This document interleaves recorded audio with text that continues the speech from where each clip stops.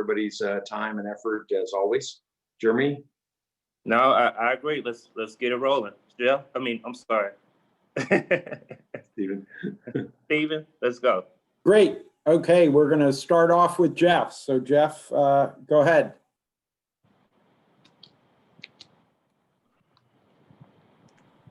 All right, let me go ahead and share my screen here.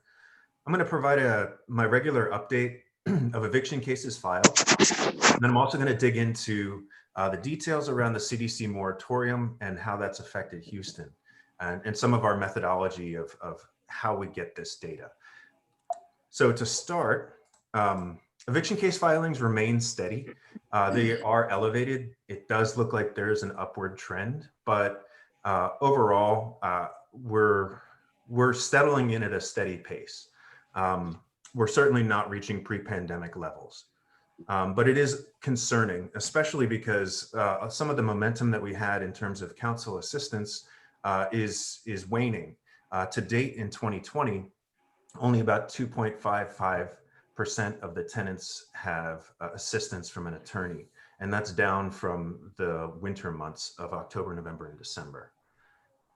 So that's the update of what's happening so far to date. I want to take a few steps back and spend a few minutes talking about what the end of 2020 looked like and the background on the CDC eviction moratorium.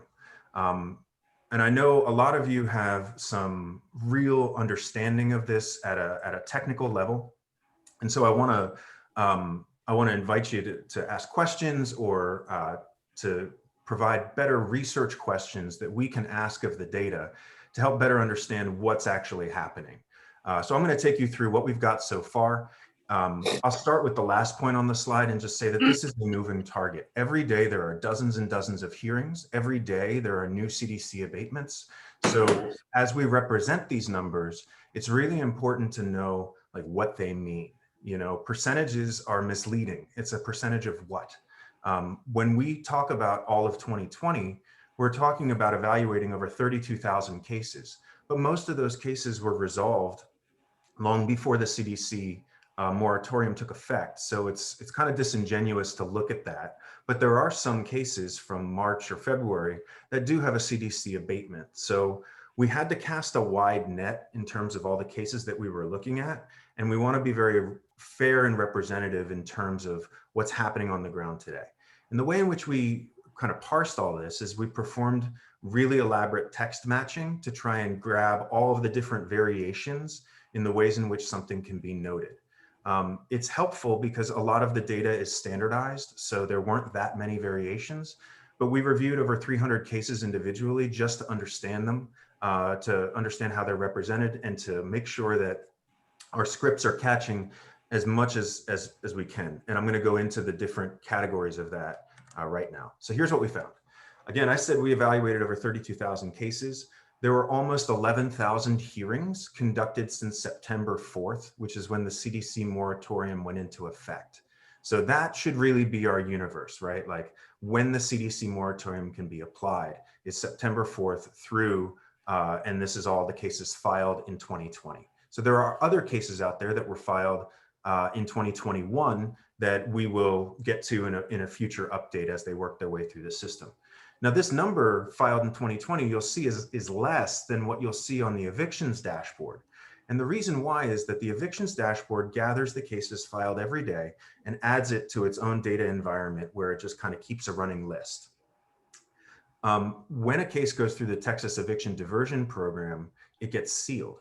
And so when we did this analysis, we pulled all of the 2020 data fresh and we're missing 683 cases. So we suspect that those are cases that have been sealed. We're going to investigate that more next week. And of course, Donna, we are going to ensure that if a case has been sealed, that we are going to scrub any identifiable information according to whatever rules or ethics that we need to comply with. Of those 32,000 cases and 11,000 hearings, only about 3,200 had any mention of CDC. And that can be the landlord making a declaration that they furnished that information to the tenant. It doesn't necessarily mean a CDC declaration. We did see about 1,695 CDC declarations, of the vast majority of which were tenant declarations. But then in that 130 number, about half of them from our spot checking were plaintiff declarations. So the landlord saying, hey, I got a final judgment in this case, but I'm submitting this declaration on behalf of my tenant to pause, the proceedings, to pause the writ until it expires. So there was some cases of landlord benevolence. And then the other cases were simply unstructured case comments. So whoever's entering the data into the system can abbreviate things or, note something as CDC. So we really got into those details.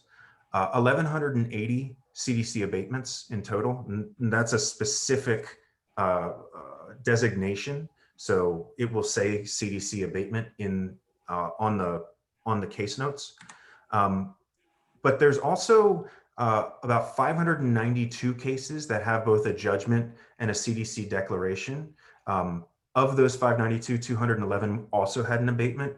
But the remainder, what that's telling us is that after there was a default or a final judgment, the tenant submits a CDC declaration so that the writ remains unserved as long as this is in progress. And I think that's a really important population of about 370, 380 cases to note, because these are folks who are simply pending the expiration of the declaration. These evictions are going to happen immediately. So very, very important to keep an eye on that population. We heard anecdotally that some of the declarations were being contested. And so we found about 266 declarations out of the 1695 that were contested. So we're looking at somewhere between 13, 15%. And I'll get to those numbers in a moment. And there were 110 reinstatements, meaning the abatement was taken away and the case was reinstated on the docket.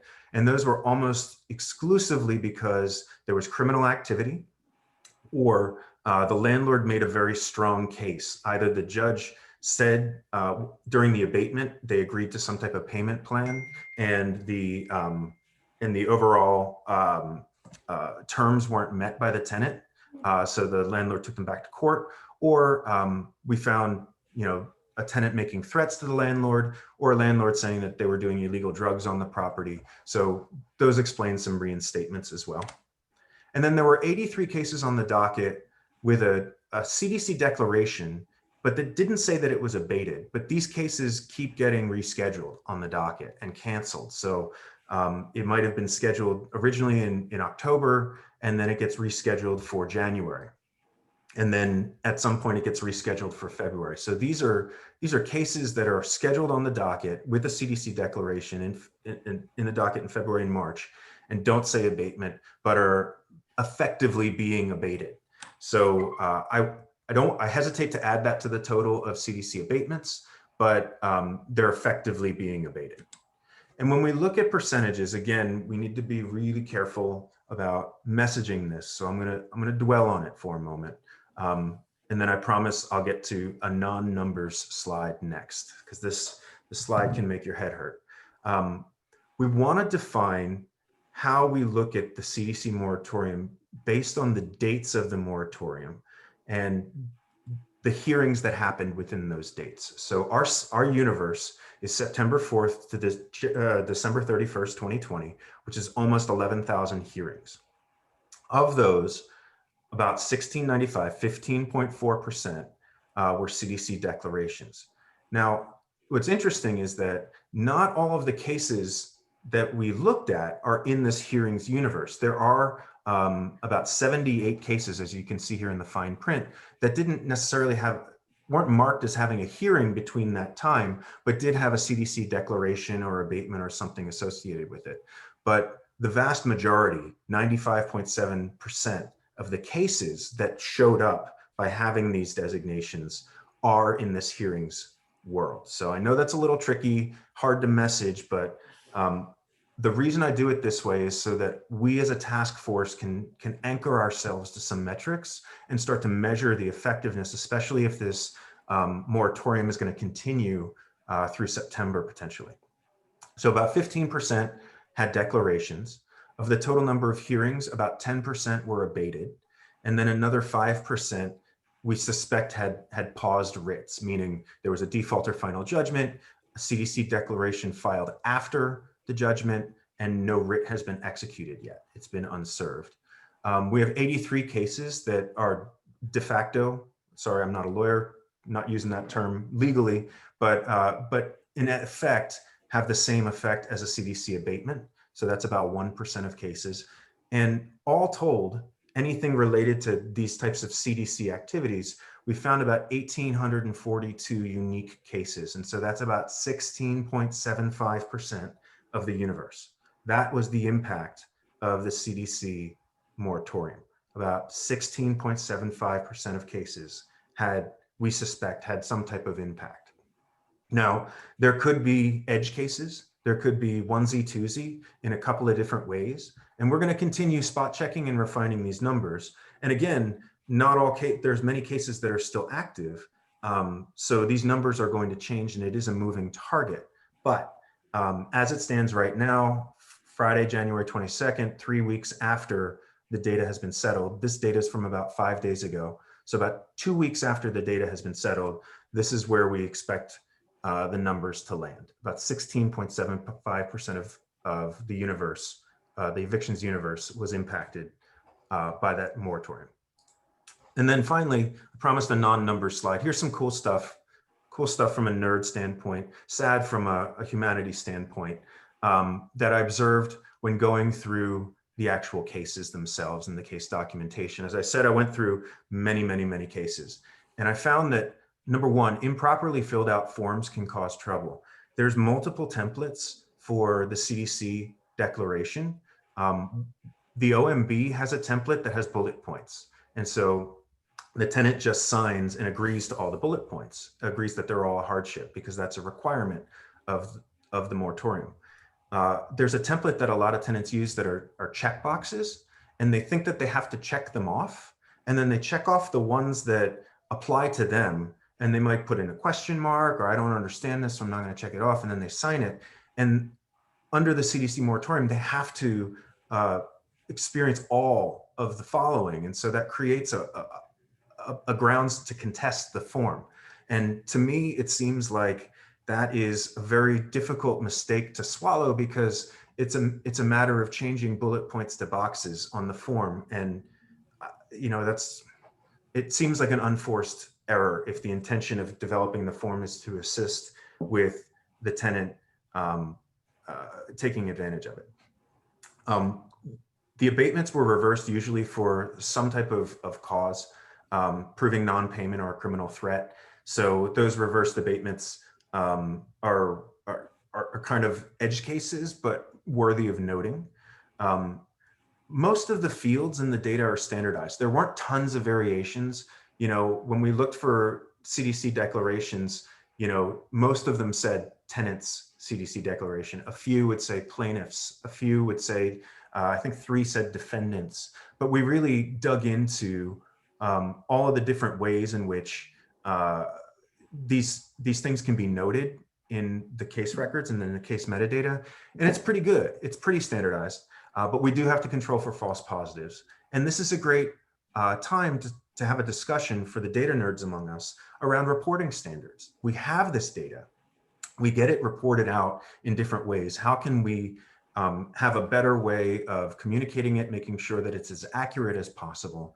And I'll close by saying and underscoring the fact that Houston and Harris County are some of the most, we are probably the most innovative jurisdiction when it comes to publishing our court data, our JP court data. And so we have this opportunity to do things like track the impact of the CDC moratorium that other jurisdictions simply can't do or aren't doing. So this really helps us inform kind of national policy as well, as to show our local example of what could be improved given the mission and vision of this task force. And with that, I'm happy to answer any questions that y'all have. It looks like we have a few questions that I can read out in the chat for you. The first one, are these stats from JP courts or JP and county courts? So these stats are simply from JP court, but the the cases that go to county court are logged as appeal in the JP court. And so what I can do is further break down which cases got appealed in county court. But yes, this is just from JP court. And I see that Renee mentioned, why don't all CDC declarations get abated? Why were there only 1180 abatements versus 1695 declarations? That's a very good question. I have a variety of reasons why that I've listed in my notes. Off the top of my head, the improperly filled out form is one of them. One is that we found 83 cases that weren't marked as abated, but did have a declaration and were in effect abated. So there's like groups like that where there's stumbling blocks along the way, procedural stumbling blocks. Maybe there was a tenant declaration and the case was dismissed because the plaintiff was non-suited, or there was some other reason that the case was otherwise just not moving forward and didn't need an abatement. And we can dig into those numbers a little bit more. That's that next level of detail that I'd love to show y'all. Then Donna asked, do you have abatement stats relative to representation rates? In other words, how many abatements were challenged but upheld where the tenant was represented by counsel? I don't have those stats, but I can easily calculate them. I will say that from our spot checking, a lot of the more complicated cases ultimately went to appeal, and those were almost universally represented by counsel. And so that's where there's an abatement, and then it's challenged, and then there's a hearing to hear about the challenge, and counsel, maybe they rule one way and counsel appeals. It's a complicated case history. So I can dig out those numbers and provide some examples to you. So I know this was pretty technical. And then one last question here. What percentage of tenants, more or less, do not appear for their hearings since the CDC moratorium went into effect? I also don't have that percentage, but what we do have is a good number of default and final judgments. And so oftentimes in the spot checking, what I was finding was that when there was a judgment associated with it, and I'll pull those numbers, it was several hundred of the 1,600 number already had a judgment. When there was a judgment, it was usually because either the plaintiff or defendant didn't show up, and the judgment went, if it was dismissed because the plaintiff didn't show up, or it moved to the writ stage, but then there was a tenant declaration filed at that point. So hopefully that answers y'all's questions. I can follow up over the weekend or early next week with answers. Terrific. Thank you very much, Jeff. Just Thanks, y'all. continue Appreciate to do amazing work. All right, we're going to pivot now to invite Akeem and Diego from the Texas Policy Lab to just sort of share a little bit about this innovative model that they've been developing really for many months.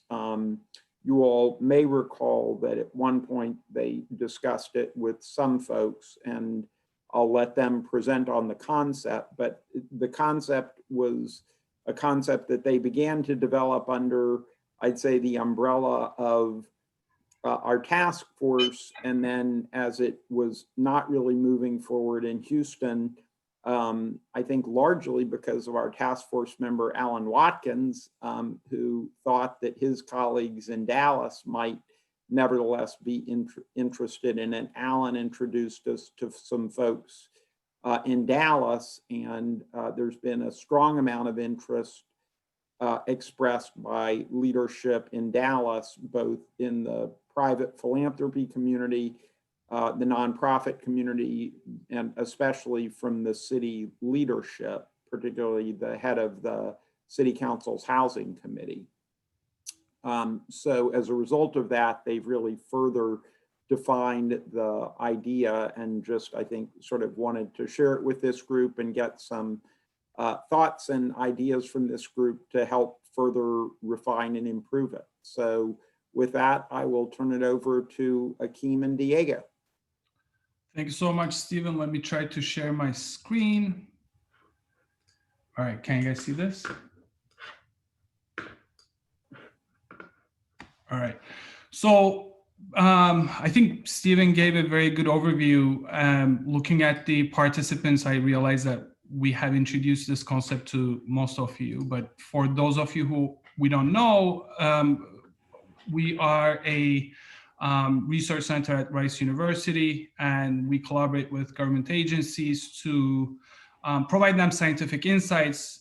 This could be data work, or this could be things like this, where we design a new program realizing a significant problem in policymaking in the short term. So we assist policymakers in any way we can, using our expertise in various fields. We have economists and sociologists, psychologists, what have you. The group that designed this were economists, as will become obvious in a minute because we talk about auctions and all. We do a slew of things from criminal justice to early childhood. But with COVID, we started doing other things. As Stephen was mentioning, we are right now in talks with Dallas, City of Dallas, to implement this over there, pilot this, and we are very hopeful that that's going to materialize. And if that happens, we'll have a lot more to tell you and a lot of data to show. But at this stage, really what we are looking for is feedback to what we are thinking, because as you know, academics tend to sit in their offices and opine on things, and we don't want to be like that. We want to be more we want to be tied to reality and understand whether what we are saying makes sense. So we are looking for feedback, and anything is appreciated. So talking about that, let me just briefly talk about the housing market right now. I know most of you must know this, but there is the census has a experimental survey going on that repeats every couple of weeks. And it shows that about 25% of the renters in Houston are behind in their rent payments, and about 61% of them think that them being evicted is actually very likely. This brings about 15% of the entire renter universe in Houston is fearing of eviction in the next couple of months. Of course, if you concentrate on minority households, low-income households, this number goes up tremendously. So this is a significant problem. And the way that we think about this is not only the short-term impact of potential homelessness, etc., but there's also incredible long-term negative consequences of eviction as well. There's a lot of studies that show negative consequences for kids of a household that got evicted. Human capital accumulation gets stopped. So this has implications for generations, and eviction has implications for generations. So we really think that it is important for us to do our best to prevent this. At the same time, realizing that the government only has limited resources to tackle this problem. So then the usual sense and the usual tendency of policymakers has been so far to design these standard rental assistance programs where the government provides some payment to the landlords, and in response, the landlords agree on various conditions. This could be either not evicting the tenant in the future, or foregoing the rent, or both of them. So what we will focus on, because the auction is designed in this particular way, are rental assistance programs that forego the due rent of the tenants. And this is very similar to the big rental assistance program that is being implemented in Harris County. Essentially, these standard rental assistance programs are ways for the government to purchase certain conditions from the landlords, right? This is either a moratorium on evictions, or it could be something different like their debt. It could be a right to not evict someone in the future. So if you think about it that way, then we are thinking about a transaction where there is something to be purchased, these conditions, and there's an amount to be paid to these landlords. So the fundamental question that we ask in designing the rental assistance program is, can we design something that will serve as many tenants as possible given the limited resources that the government has, right? We are acknowledging that there needs to be some sort of an intervention, and we are also acknowledging that the resources are limited. So how do we bring them together to make sure that we can design something that will help as many people as possible? To be able to answer this question, let's go through a landlord's arithmetic. I've seen a couple of landlords here, so they'll be able to answer this as well. But what happens essentially is the landlords would agree on the conditions of any assistance program if it makes financial sense to them, right? If it is profitable for them to in a way. And the other observation that comes very basic from economic theory is that there will be a dollar amount that will make the landlord indifferent between evicting a tenant who owes debt, who owes rent, and accepting an assistance program. And this is very simple. Let's say that I'm a landlord and my tenant owes me some money. If you offer me $1,000 for, let's say, $5,000 rent for the rent that this tenant owes, I'm not going to maybe agree to it, but if you give me $20,000, I'll agree to it, right? So there is somewhere in between of these two numbers that the landlord is going to be indifferent between evicting the tenant or not, or accepting the terms of the condition. And this is what we call as the minimum value the landlord would accept to agree the conditions of a program. The auctions are known to be mechanisms that can very accurately approximate this minimum amount that the landlord would be willing to accept. And the way that it does this is by creating competition between the landlords, by saying, hey, the lower the money you request from us for assistance, for agreeing to these conditions, the more likely it is that we will be able to help you, right? By telling this to the landlords, it creates competition between them, and therefore allows the bids to be used, allows the money to be used for more landlords by giving them something close to the lowest necessary amount of payment you need to make them to agree on the conditions that you want them to agree on.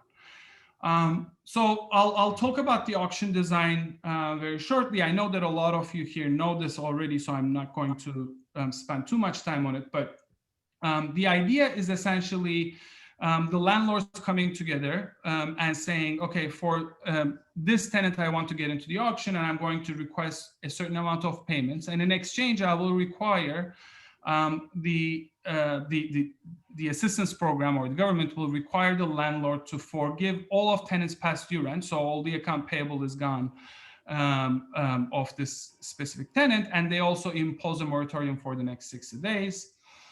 We would adjust these bids for the household size, because as you can imagine, the larger households are likely to pay a larger rent, and therefore they're more likely to owe more to the landlord. So we don't want them to be disadvantaged through this process. So there's a way to adjust these bids to make sure that all of these different bids are comparable.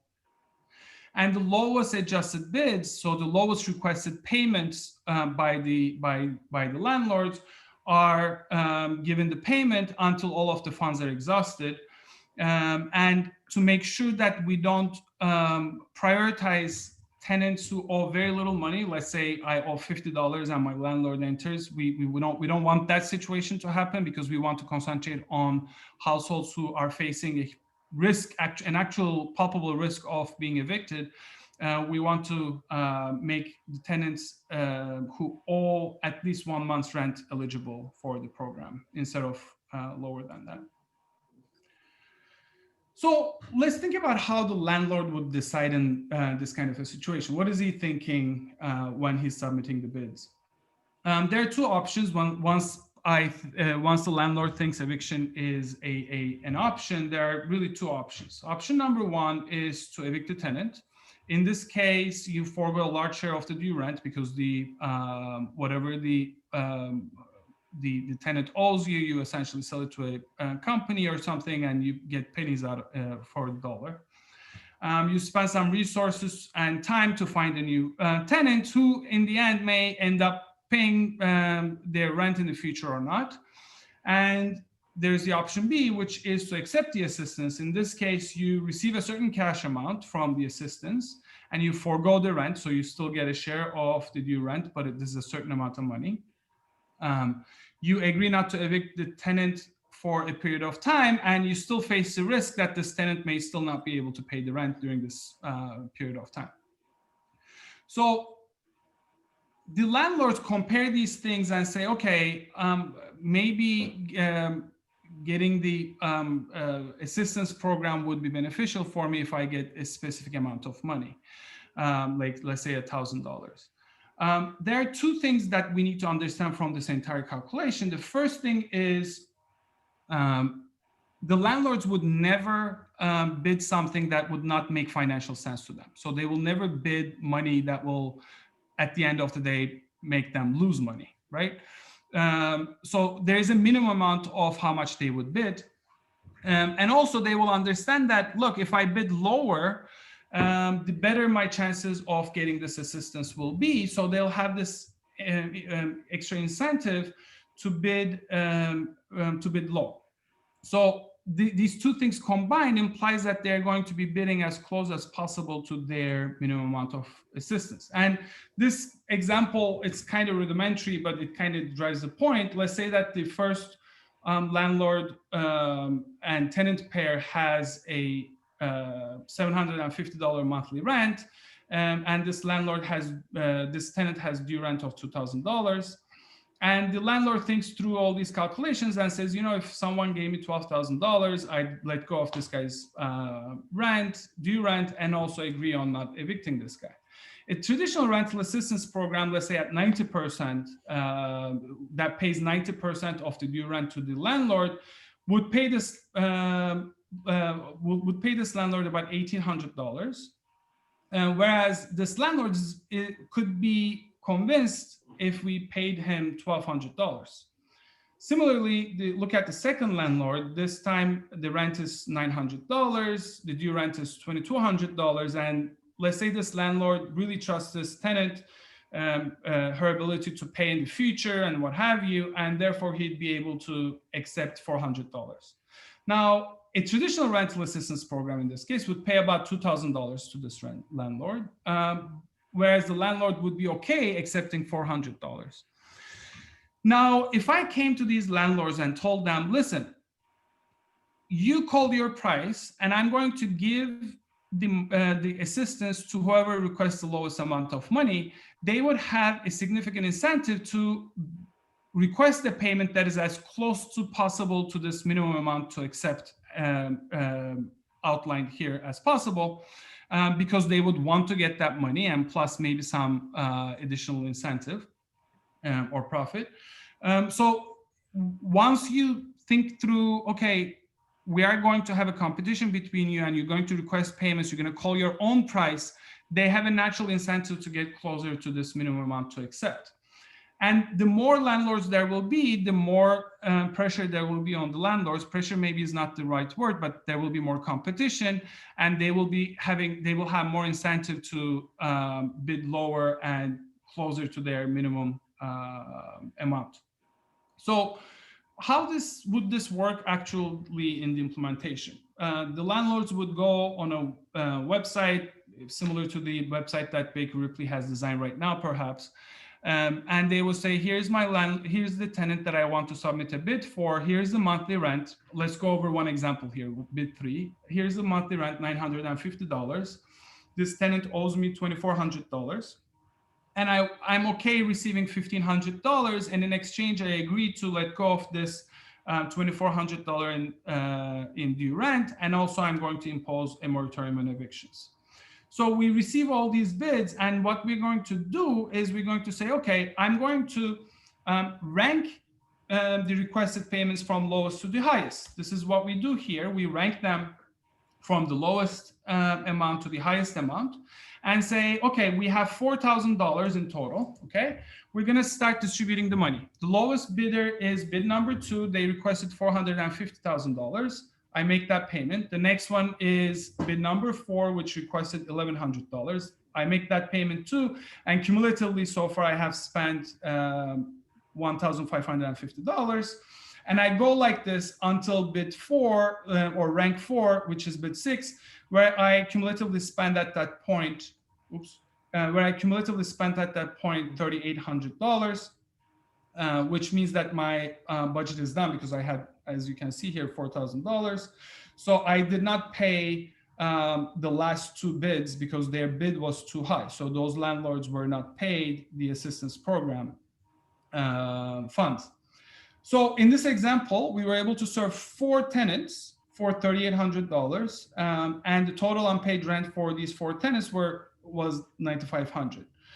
A standard rental assistance program similar to the one implemented in Harris County, I think, which pays about 90% of the due rent, would spend about $8,500 for the same 4 tenants. Of course, let me assure you, these numbers are all made up, and it is made to make the point of, look, you can have cost savings. The amount of cost savings we can only know if we piloted the program and understood how much the landlords are willing to, how aggressive the landlords are willing to bid.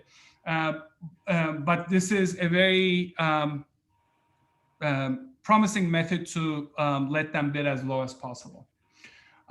We have some bid adjustments that we would do as well. I'm not going to go through this, but there is a way that is used by OECD and many others to make sure that the bids of various sizes of households are the same, and you can do various other adjustments. But what I do want to talk about very importantly is the equity aspect of this. How do we make sure that some priority groups, for example, minority households, single mom households, how do we make sure that they are prioritized during this process and they are not discriminated against? There are 2 ways to do this. One of them is very commonly utilized by the federal government in procurement. The bids of the small businesses, for example, who are minority owned, is adjusted favorably by the federal government to ensure that they are more likely to receive these bids. So that's one way to do this. Another way to do it is to, let's say that we spend $5 million on this program. You separate that into 2 pots. You say, okay, $3 million or $4 million, what have you, is the general pot, which every landlord is eligible. The rest of the money, only priority groups are eligible. It could be the minority tenants, it could be single moms, as I was telling, whatever the priority group the policymakers decide to be, only they are eligible for that. So we guarantee that a certain portion of the pot is definitely spent on priority groups. So that's how you can ensure that at least some of the money is definitely spent on the groups that you prioritize. So this is a very simple and hasty and quick representation of our ideas, but we would really like to have any input that you might have on what we have presented, and we are happy to meet separately with any of you who want to discuss this further, which we've done already with a good number of you. But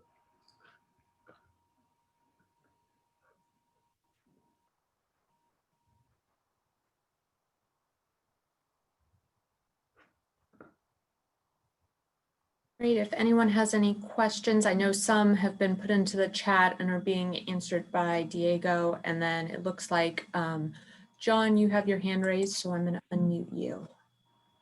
Awesome. Thank you. Great presentation. I love this program. I love this concept. I think it does a good job of balancing the importance of keeping it a voluntary program, but also like maximizing the effectiveness of the program, which is great. One big concern that kind of jumps out to me at the beginning is with fair housing. I'd be really worried as a housing provider, if I really like this tenant who gets behind, I'm like, shoot, I'll take $1,000 to get rid of their $5,000 delinquency. But this other tenant, for whatever reason, I don't have the relationship, or their skin's a different color, whatever, God forbid, if we have somebody on site that says, oh, for them, I need a full $4,000 for that $5,000 budget, is that going to create, some potential fair housing issues, or would there have to be some kind of more metric in place to ensure that, you know, that would, or maybe some kind of protection from that to ensure that effective participation in the program. Does that make sense? It does make so much sense, and we have been working on this, and this has been a very common concern of many of the landlords that we have presented to. And Stephen, I don't know if you were able to identify the lawyer that we will have to rely on to answer this question. No, we haven't. We have not. So, I mean, we're really, I think, John, you bring up an extremely important point. I don't know if Donna, or I know that Howard wasn't going to be able to join, but I think it is a very important question. And, you know, I mean, as folks know, there's both, you know, historically been a discriminatory intent part of federal law and then a discriminatory impact. And pretty much the Supreme Court has eliminated the discriminatory impact test to say whether or not a policy or a practice is having an effect across a group, and to be able to show a discrimination or discriminatory intent is required. Having said that, given that government funds are going to be used for this, you know, the implications of this are obviously significant, and I think we are going to have to, at a minimum, get clarification about whether or not federal fair housing laws would be implicated.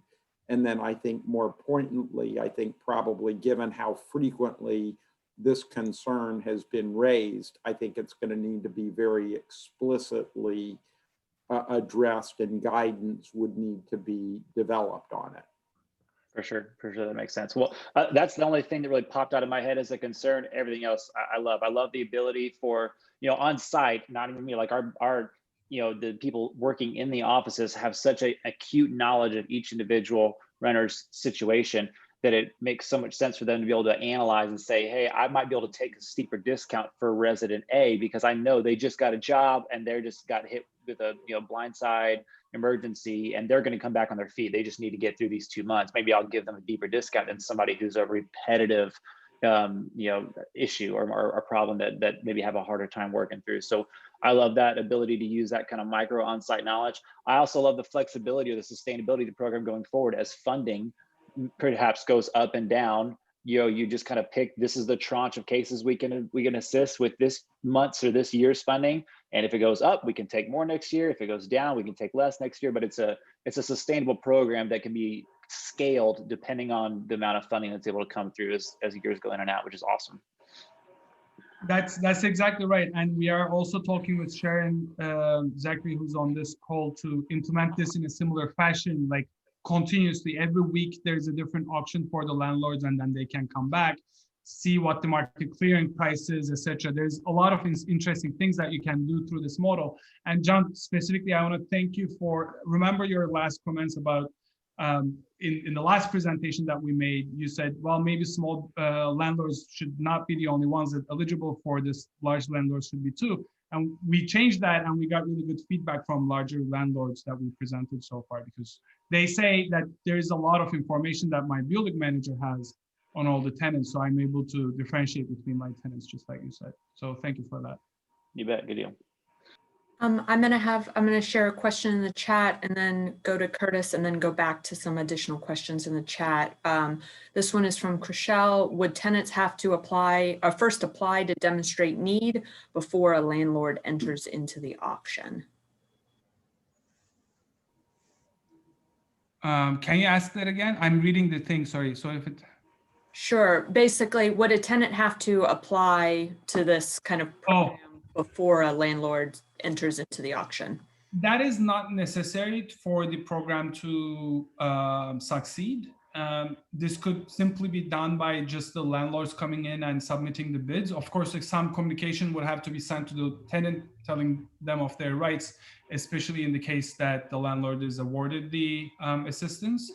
But it is not necessary for the tenants to come in, which is a part that we like about the program, because it minimizes the red tape that is required to distribute assistance. As you know, for some tenants, submitting these kind of applications could be really taxing, and they don't have maybe the knowledge of it, etc.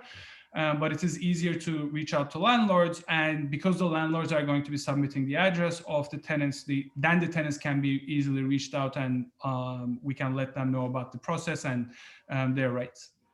I need to add something to that answer, which ties to a previous question by Renee and what we were discussing about fair housing and all this. If there are eligibility requirements that are based on the tenant characteristics, for example, household income, or we want to make sure that we satisfy some rules that are based on tenant characteristics, we will have to ask tenants to participate in the process.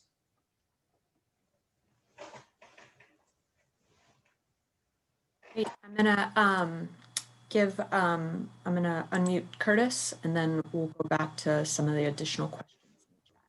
So Curtis, you should be able to unmute. Yeah, I agree with John's points. One question about the landlord typologies in your analysis of this. As I understand it, approximately half of the total population of affordable units are in the control of very small landlords. That is, landlords who have less than 100 units, and there's a large percentage who are, maybe 4 or 8 units in their total portfolio. Have you thought about have you looked at the relative competitive position of the very, very small landlords to the larger landlords in the market that you're creating? So that as you design these tranches, are they going to be targeted to different landlords by scale, or will your ranking system adjust for that to allow for a competitive position? And also in the small landlord category, let's just say for someone who has 12 units, their relative income position on their property, that is one who has debt versus one who doesn't have debt, makes them more or less competitive in the market. Do you try and adjust for that, or do you just say those market conditions are something that we're not going to try and adjust for? That's an incredibly good point. And this is a concern of ours. We just don't know how different those, how different, let me put it this way. We know that theoretically it is possible, and it is very likely that the large landlords will have the ability to bid more aggressively for their tenants, and therefore getting a larger portion of their bids. We don't know exactly how much that difference will be. So our entire idea is to pilot this small to answer those kind of questions in an empirical way. So then we can develop something like an adjustment for smaller bids. If we can see, for example, look, the smaller landlords are less able to bid aggressively for their tenants because they don't have as much financial flexibility as the larger landlords. So perhaps we should adjust their bids by 5% or what have you. Another option, but to be able to answer that question and to put some number on it, we need to first pilot it and see how different these bids are, because this is an empirical question.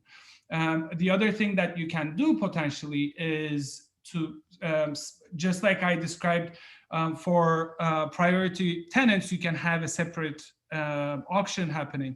You can also do that for small landlords and the larger landlords. You can say, look, I know that most of the tenants, or X% of the tenants in Houston, live in properties owned by the small landlords. So I'm going to separate a certain amount of money for the smaller landlords, and I'm going to do the rest for the large landlords. So you can do a tiered based auction. So you make sure that the small landlords compete with the small ones and the large landlords compete with the large ones, so that you don't disadvantage the smaller landlords, which this is a very good point. And this is something that we really want to investigate when we pilot the program.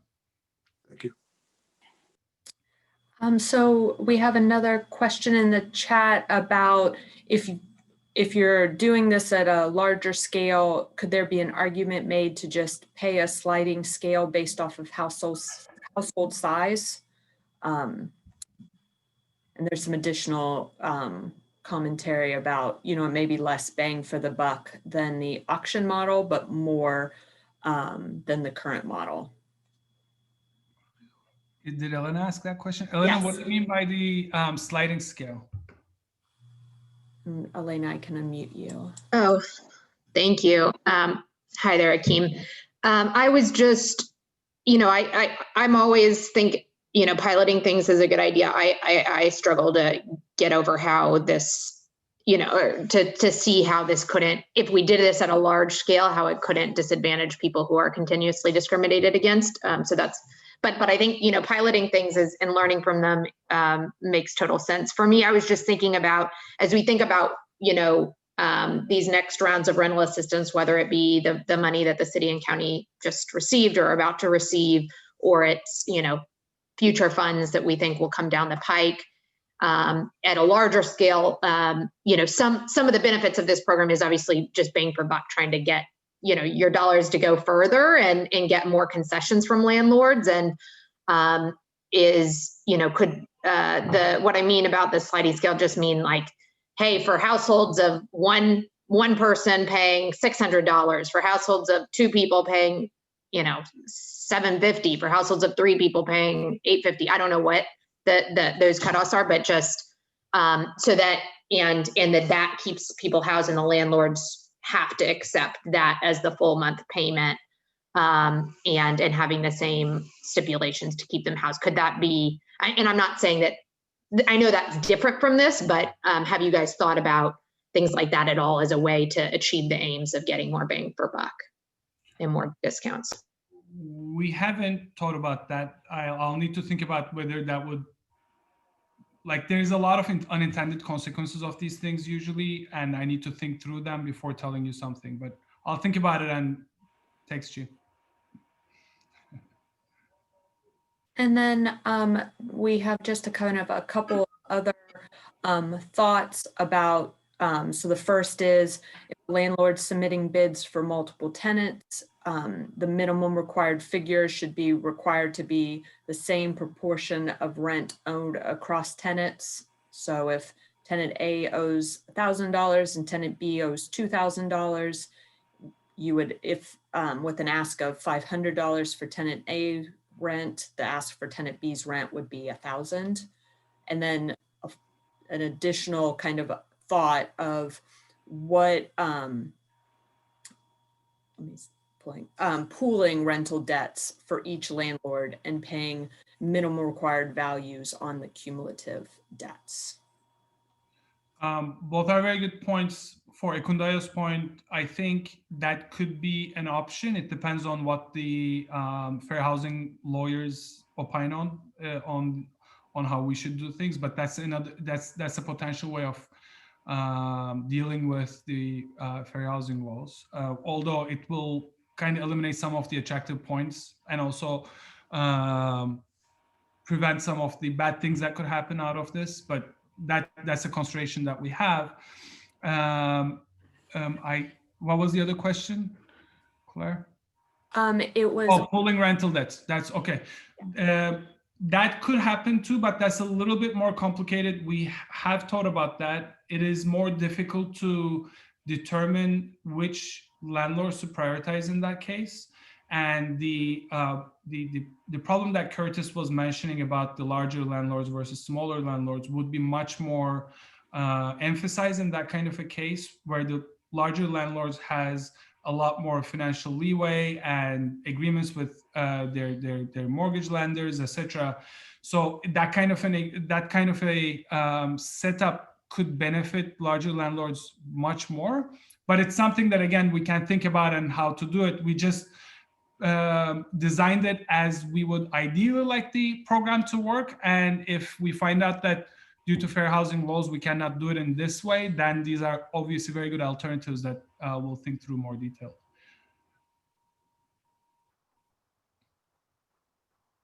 I think that is all the questions we have at this point in time.